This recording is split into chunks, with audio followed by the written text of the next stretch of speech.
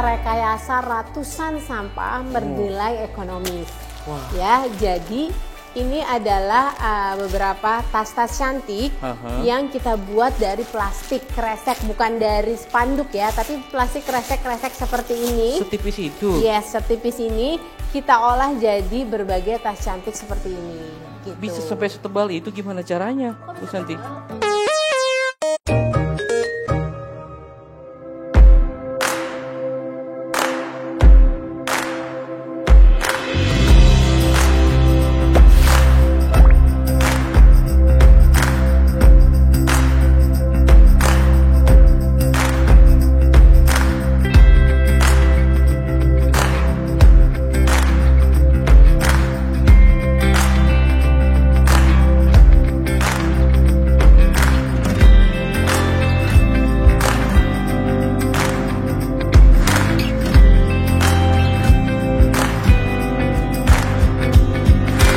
Selamat pagi sahabat Daai, hujan rintik-rintik tapi tidak mengalahkan semangat saya untuk kita bermain ke Kertabumi. Lihat nih, saya sudah punya tutup botol yang saya kumpulkan sahabat Daai. Ini akan kita olah menjadi produk apa ya kira-kira ya? Penasaran kan? Nah, kita akan ngobrol-ngobrol nih sama Bu Santi tuh.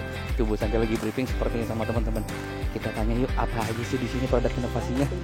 Halo Bu Santi. Halo sahabat Daai. Apa kabar Ibu? Baik, alhamdulillah. Wah, akhirnya nyampe juga di Kertabumi. Iya. Keren banget tempatnya, belakangnya aja udah daur ada ulang nih ya? daur ulang. Panel-panel dibuat semua dari produk-produk daur ulang. Saya sudah kumpulkan. Wow, ini Tutup harta botol. karun kita nih. Wah, harta karun Harta Kertabumi. Itu bisa diolah jadi apa aja Bu? Nah, kita bisa olah macam-macam. Jadi di Kertabumi sendiri kita ada 3 teknologi dalam mengolah sampah. Yang pertama adalah waste jadi konstruksi bangunan seperti ini. Ada waste to souvenir dan waste to furniture. Kita lihat mau ke dalam. Oke, let's go sahabat yuk. Let's go.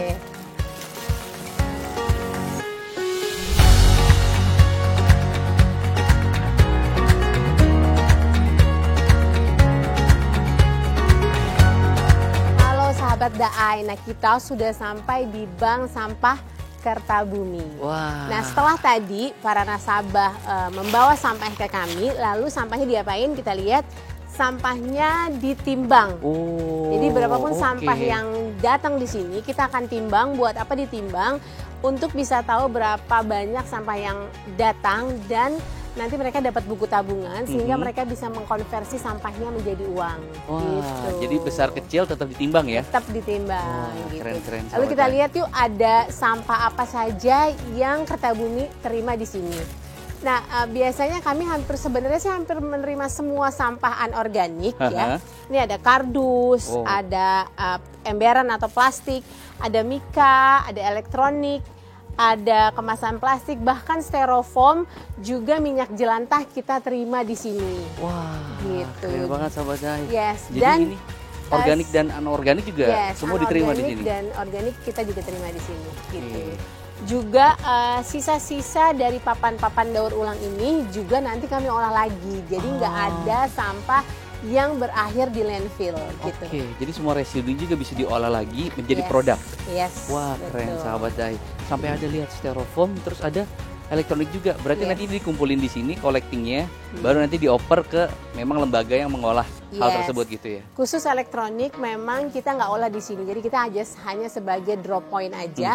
Karena untuk mengolah elektronik itu butuh izin khusus lagi. Tapi kita pengen jadi one stop service di mana semua sampah bisa dibawa ke sini, nanti kita akan bagi-bagi lagi. Oke, ini semua berasal dari pemukiman masyarakat sekitar sini. Iya. Ini sampah berasal dari mana aja? Yang pertama mungkin memang dari warga sekitar, dari perusahaan, dari sekolah, dari perumahan di sekitar sini. Bahkan juga ada yang jauh-jauh loh, dari BSD, gitu ya, dari Jakarta Selatan. Kirim sampahnya ke sini. Wah, keren. Jadi jarak tidak memisahkan ya, Bu Santi ya. Bisa dan dari mana aja. sampai sekarang itu nasabah kita sudah sekitar 700 nasabah. 700 nasabah, wah keren. Jadi sebanyak apa sampah yang diolah setiap bulan nih? Nah, setiap bulan itu mungkin sekitar 3 sampai 5 ton sampah yang kita kelola di sini. Wah, keren sahabat Daai. Penasaran seperti apa sih pengolahannya jadi produknya kayak gimana? Apalagi saya udah bawa sampahnya. Ya, kita lihat ya, sampah jenis tutup botol atau HDPE ini memang jadi favorit di sini untuk kita daur ulang. Kita lihat yuk jadi apa. Let's go.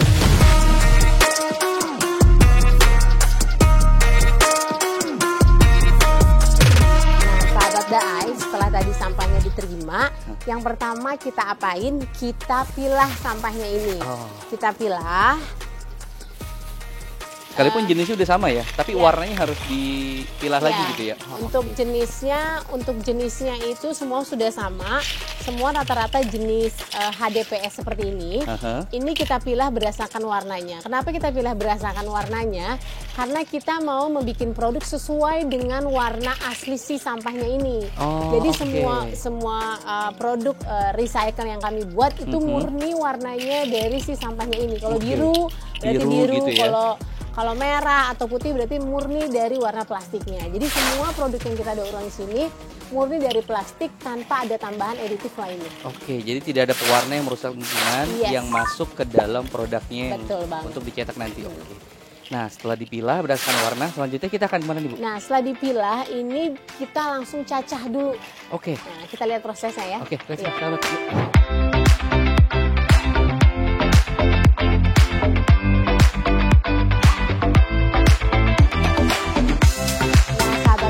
Setelah tadi sampahnya kita pilah berdasarkan warnanya, kemudian sampahnya itu kita cacah. Nah, ini proses pencacahannya. Wah, kita lihat sampahnya. Wah, tuh sahabat Daai. Ini kita kenalan dengan Bang Yudi. Bang Yudi ini orang bagian produksi yang membuat hampir semua produk daur ulang yang ada di Kertabumi. Wah, halo Bang Yudi. Wah, ini harus dicacah sampai sekecil apa, Bu? Nah, tergantung kebutuhannya. Nanti kalau misalnya sudah satu kali mencacah, kita bisa masukin lagi sebenarnya untuk mendapatkan cacahan yang lebih kecil lagi.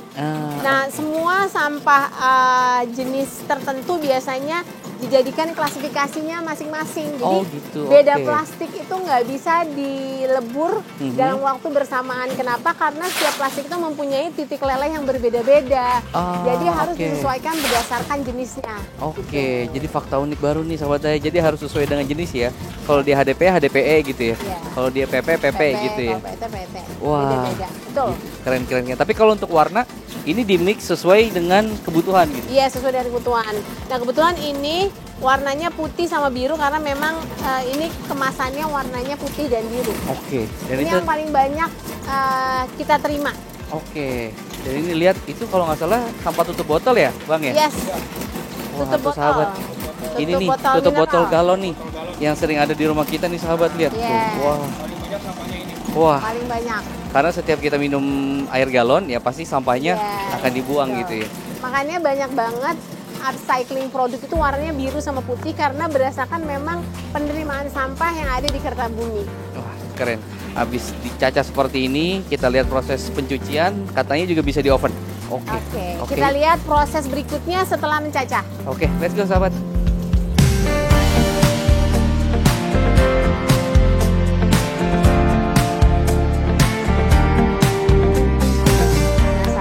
Tadi setelah dicacah, dipilah, dibersihkan, proses akhirnya adalah kita akan melelehkan atau masukin ke dalam oven. Oh, pemanasannya gitu. Oke, jadi semua dilelehkan dengan suhu berapa, Bu?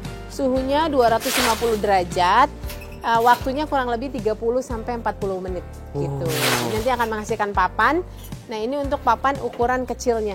Wah, tuh dia sahabat. Iya benar ya, motifnya ya biru putih sesuai yang tadi kita potong ya gitu.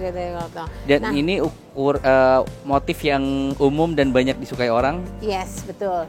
Karena yang paling utama adalah paling banyak sampah yang kita terima, jadi kita lebih mudah lagi untuk bisa mendaur ulangnya. Betul. Karena tutup botol pasti warnanya itu. Iya, sebenarnya bisa sih custom. Aku mau warna merah atau apa, tapi harus disesuaikan dengan kondisi sampah yang ada di sini. Gitu. Nah, ini yang baru fresh from the oven ya. Nah, ini ukurannya besar. Ukurannya berapa, Bang?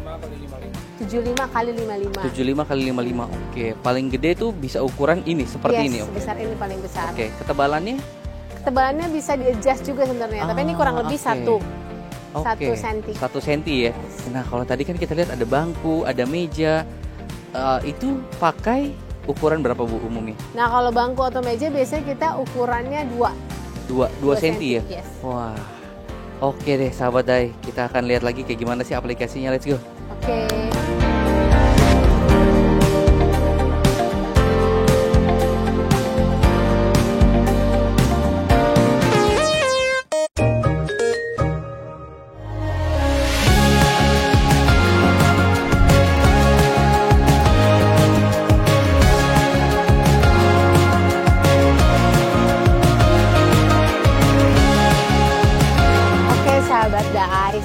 sekarang kita udah ada di Gazebo Daur Ulang Kertabumi. Wah, keren banget tempatnya, Bu Santi. Ya, ini enak banget ya, lihat deh tuh ya pemandangan di sini. Ini adalah kebun-kebun yang Kertabumi tanamin berbagai tanaman. Nah, udara kayak gini, sambil nongkrong di sini paling enak tuh minum teh. Yuk kita minum teh yuk. Wah, kita cobain sahabat. Wah, tempat bawahnya juga ini dari botol-botol yang tadi kita cetak gitu ya. Dibuat gitu. Jadi selain jadi alas untuk gelas, biasanya jadi apa lagi sih Bu Santi? Oke, jadi dari papan tadi yang udah kita daur ulang, itu papan-papan itu dipotong, di-cutting jadi plakat-plakat seperti ini. Plakat itu sahabat lihat, ya. Wah, keren-keren. Lalu plakat seperti ini. Nah, ini plakatnya bisa di-custom modelnya, gitu, tergantung nanti mau kayak apa. Atau mungkin jadi jam seperti ini. Jadi jam buat hiasan di kamar tuh sahabat. Atau meja yang kalian lihat ini juga semua dibuat dari ini juga sama ya? Produk daur ulang. Nah ini juga bangku. Wah, kursinya tuh sahabat. Ya, semua dari produk daur ulang dan semua warnanya ini murni dari warna si plastiknya yang tadi kita pilah. Gitu. Jadi nggak ada yang sama sekali ditambahin pewarna tadi nggak ya? ada, semuanya murni dari pelelehan si plastik tersebut. Wah, jadi kalau dalam kurun seminggu atau sebulan itu berapa papan yang bisa dihasilkan, Bu Santi? Satu papan itu bermacam-macam. Ada yang satu papan 4 kilo, ada yang satu papan sampai 10 kilo. Nah, semua itu dibuat berdasarkan PO sih sebenarnya. Sebulan mungkin bisa 10 sampai 30 papan. Oke. Kita buat. Dan umumnya corporate ya, yang dia ikut terlibat gitu ya? Ya, corporate, betul. Oke. Dia ada semacam sirkular gitu nggak sih? Jadi corporate-nya ngasih waste-nya mereka, terus di sini diolah dan mereka ambil lagi gitu? Banyak banget dari perusahaan-perusahaan, misalnya kan Kertabumi juga menangani waste management kantor-kantor. Nah, waste-nya kami kelola, kami ambil, nah dari hasil waste-nya itu kita buat jadi bahan-bahan atau jadi furniture atau jadi plakat untuk dikembalikan lagi ke mereka gitu. Jadi benar-benar sirkular ekonominya jalan. Wah, keren banget. Tapi ternyata selain sampah anorganik seperti botol-botol ini sahabat Daai, di sini juga katanya ada ngolah sampah organiknya juga ya Bu Santi? Yes, betul banget. Oke, dan itu dipakai untuk menyuburkan tanaman-tanaman yang ada di sana. Tanaman-tanaman yang kita tumbuhkan di sini, bener banget. Wah, oke. Kalau gitu kita langsung lihat yuk prosesnya gimana kita sahabat. Lihat yuk gimana prosesnya.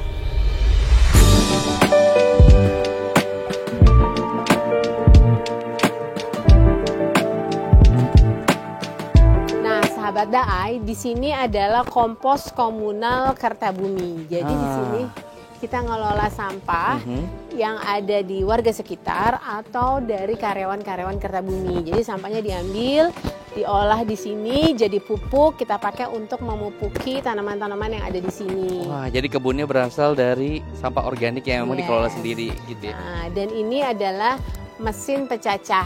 Jadi daun-daunan kering yang ada di sini biasanya daunan atau nanti sampah organik yang ukurannya besar, biasanya nanti kita hancurkan di sini untuk kemudian nanti kita bawa ke kompos komunalnya itu. Wah, itu dia ada mesin pecacahnya itu sahabat Daai. Ya. Jadi diolah di sini baru kemudian nanti masuk ke kompos, baru ke tanaman gitu ya. Dan selain itu pengolahan sampah organik di Kertabumi selain buat pupuk, kita juga memberikan sisa-sisa organik yang kita pakai untuk pakan ayam petelur. Wah, ini semua ayam petelur? Ya, jadi ini ada sekitar 20 ayam petelur. Dan mereka setiap hari menghasilkan telur untuk ketahanan pangan di Kertabumi gitu. Wah, sirkularnya keren banget. Iya. Jadi telurnya sumber proteinnya semua organik. Betul. Dan dari telur itu kita konsumsi dan itu organik juga. Wah, betul, sehatnya pol banget nih sahabat. Wah, keren ini betul. bisa ditiru di rumah sahabat, punya ayam petelur. Kasih makannya dari limbah organik yang kita kelola sendiri. Nasi bekas, gitu, roti bekas gitu. Kita kasih, nanti mereka akan kasih telurnya juga buat kita. Wah, keren. Jadi nggak usah beli telur lagi dan nggak takut kalau harga telur naik karena sudah ada langsung di kandangnya, tinggal ambil. Ternyata selain dicetak plastiknya, di sini juga ada yang plastiknya diolah lagi, dianyam dan juga dijahit ya? Yes, betul. Jadi plastik itu ada plastik yang keras kayak HDPE, ada plastik fleksibel seperti plastik kresek. Nah, plastik kresek atau plastik multilayer itu kita olah jadi berbagai souvenir juga. Mau lihat nggak gimana prosesnya? Mau. Yuk, kita ke sana yuk. Let's go.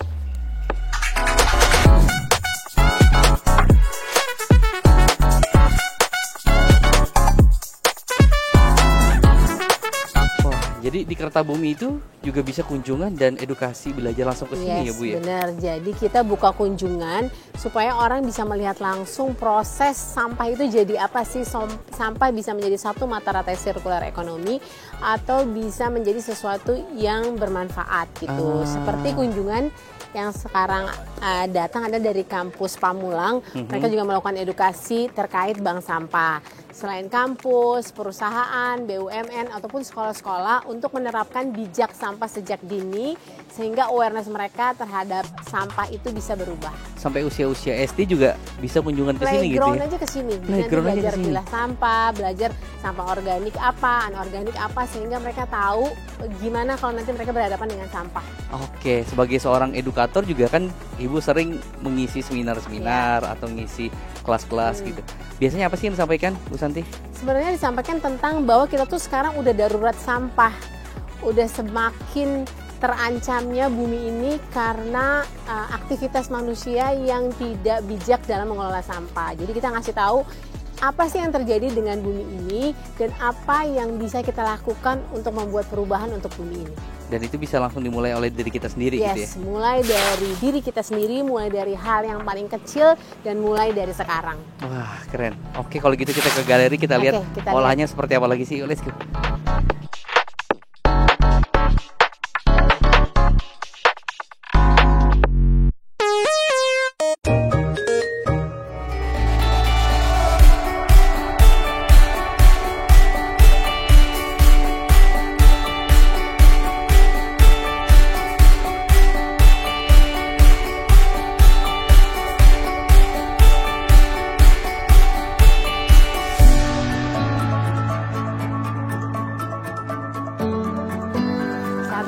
Sekarang kita udah ada di Galeri Kertabumi. Di sini kita merekayasa ratusan sampah bernilai ekonomis.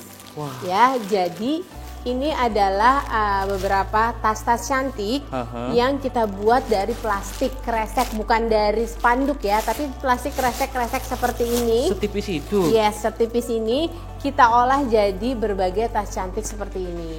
Gitu. Bisa sampai setebal itu gimana caranya? Nah, kok bisa tebal? Kalau tebal adalah berarti berapa banyak lapis plastik yang kita buat. Bisa sampai 20-30 plastik yang kita tumpuk lalu kita lakukan heat press untuk buat teksturnya seperti ini. Jadi bukan di oven kayak tadi, beda bukan lagi? Bukan di oven, beda lagi. Wah, kayak gimana prosesnya Bu? Cukup sederhana, kalian bisa kerjakan di rumah karena cukup membutuhkan setrikaan aja, layaknya setrikaan untuk menyetrika pakaian.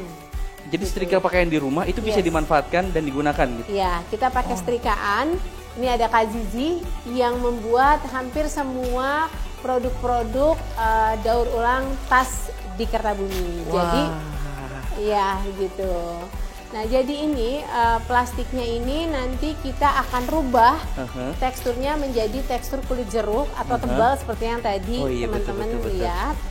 Ya. Itu seperti kusut tapi sebetulnya itu adalah tekstur kulit jeruk ya tadi, namanya ya. Ya. Kita cukup menggunakan setrikaan. Setrikaannya ini suhunya di suhu katun atau suhu yang paling panas. Setelah itu nanti kita lapisin plastiknya. Nah, ini kita pakai 3 lapis. Oh, itu 3 lapis tuh. Oke, semakin banyak lapisannya akan semakin tebal gitu ya. Semakin tebal, bener banget. Setelah kita buat seperti ini, lalu nanti kita tinggal panaskan aja. Ini kita lapisi dengan kertas roti. Oh, ya. Wah, ini sih bahannya gampang didapat ya. Banget. Bisa pakai kertas roti atau kertas minyak, atau mungkin koran. Tapi mungkin kalau koran ada potensi transfer tinta dari si korannya itu. Oke. Gitu. Nah, abis nunggu panas, tinggal kita setrika aja. Oke, jadi setrika lurus aja. Nanti dia akan bentuk menjadi bahan yang siap dijahit. Nah, untuk jahitnya kita memberdayakan siapa? Nah, untuk jahitnya saya memberdayakan perempuan-perempuan yang ada di sekitar sini, juga penjahit yang ada di sekitar sini untuk membantu proses menjadi satu tote bag itu. Jadi dari satu tote bag atau jadi satu tas itu bisa mempekerjakan 3 perempuan untuk membuat satu produk daur ulang. Dan tadi kalau ada teksturnya sudah tekstur jeruk, dan kalau ada motif-motif gambarnya bisa dari kemasan masing-masing gitu ya. Yes. Tadi keren juga ada kemasan mie instan gitu ya tadi. Yes, betul, Nempel di goodie bagnya, wah keren banget. Nah di belakang itu inovasi apa lagi Bu? Nah, di belakang ini sebenarnya ada banyak produk-produk. Ini salah satu produk yang kita buat dari popok bekas. Popok bekas itu kita masukin ke satu material untuk membuat ini tong sampah. Ada juga pot gitu ya. Ini sampah-sampah kardus. Ya? Ini kaca, botol ya? kaca gitu. Lalu banyak ya. Yes, ini banyak yang kita kreasikan. Kalau ini yang tadi yang kecil-kecilnya. Ya. Lihat tuh, ada plakat. Tadi jam dan lain sebagainya tuh sahabat Daai. Semuanya ini semua tadi dari pengolahan botol HDPE. Intinya di Kertabumi itu dilahirkan inovasinya, yang nanti kemudian inovasinya akan disebarkan ke masyarakat lebih luas. Betul. Jadi bisa datang ke sini untuk belajar edukasinya kayak gimana gitu ya. Jadi sehingga masyarakat secara umum bisa melihat bahwa sampah itu bisa dikelola menjadi sesuatu yang luar biasa seperti ini, dan itu hanya dari sampah kita gitu sih. Wah, kalau gitu saya mau coba bantuin Kak Zizi buat setrika. Oke. Kak Zizi lagi nyetrika nih kita ya. bantu Kak.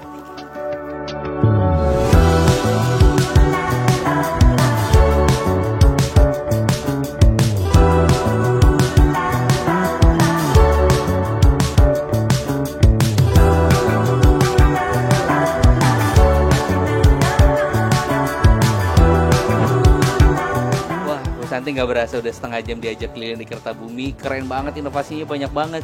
Apalagi yang sedang dikembangkan sekarang Bu?